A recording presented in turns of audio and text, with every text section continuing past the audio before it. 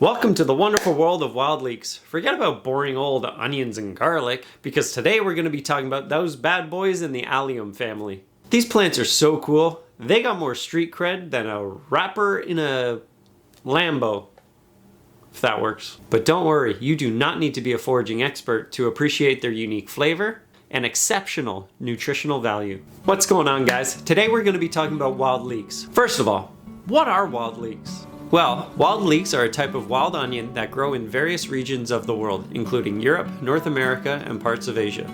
They're also known by other names such as ramps, ramsons, or spring onions. The first step in harvesting wild leeks is to know how to identify them. Wild leeks have long, thin leaves that are usually green, but can sometimes have a reddish or purplish tint near the base of them. They also have a distinct odor that smells like garlic or onion. You can find wild leeks in wooded areas, near streams, or in moist soil. If you live in southern Ontario, I can guarantee you if you go to your local forest, you're gonna find them. Act fast though, wild leeks will be gone around June time. To identify wild leeks more specifically, you can look for the following characteristics. The leaves are broad, smooth, and lily-like. The bulbs are small, white, and resemble miniature onions or even cocktail onions. The plant emits a strong onion or garlic odor when crushed or bruised. They have two leaves stemming together near the base. They grow in patches. They are normally the first and quickest plant to grow in your local forest, after the last frost or when the trees start to produce their leaves. It's important to note that wild leeks can easily be misidentified for something that's toxic, such as lily of the valley or death camas. These plants are toxic, so be sure to identify wild leeks carefully. You also don't want to mistake them for trout lily. Once you've identified a patch of wild leeks, it's time to harvest. To do this, you'll need a pair of scissors or a knife. Cut the leaves off about an inch above the soil line, leaving the bulb and roots intact. Be careful not to damage the plants or pull them out of the ground. This can harm the local ecosystem. This is the general rule if you don't actually see a lot of wild leeks. That being said, there is an ethical way to harvest the actual entirety of the plant. It's important to harvest wild leeks sustainably. Only take what you need, and never take more than 10% of a given patch. This will ensure that the plants can continue to grow and reproduce in the future. Now that you have your wild leeks, you can use them in a variety of different dishes, such as salads, omelets, pastas, soups, you name it.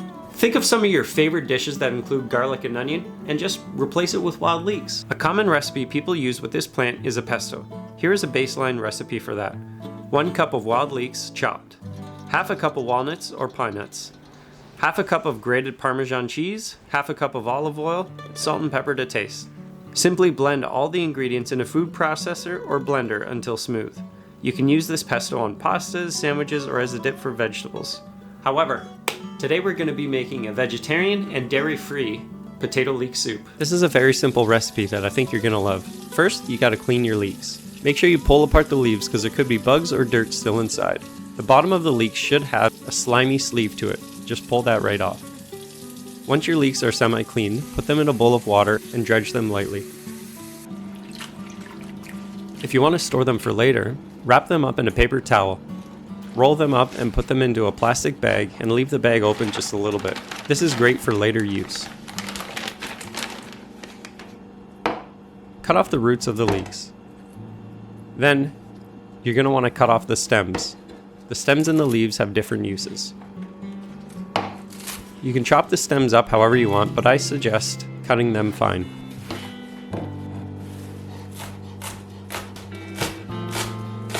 The tops of the leaves you can rough cut. These are just the bulking agent. They also hold quite a strong flavor.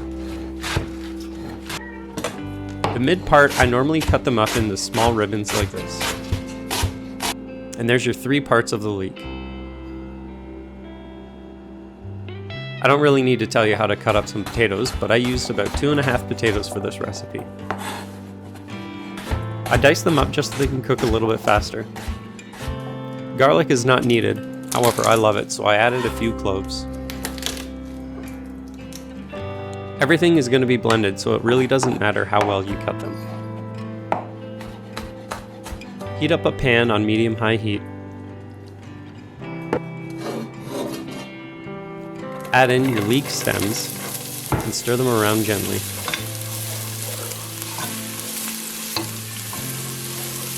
After a couple minutes or until they're starting to turn translucent, you can add the rough cut leeks.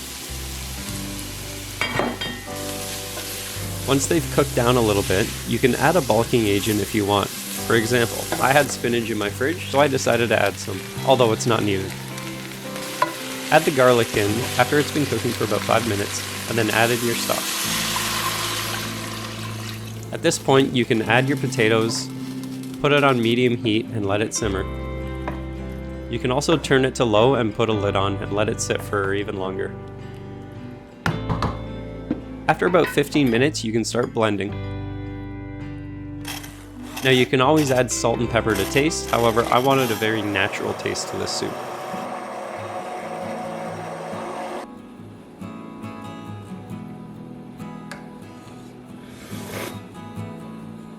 Oh yeah, baby! For a garnish, you can actually use garlic mustard. I also have a little bit more of the Leek ribbons left over, so I cleaned them up, sauteed both of them, and added some garlic. You can cook them a couple of different ways, but I wanted them to have a little bit of crunch.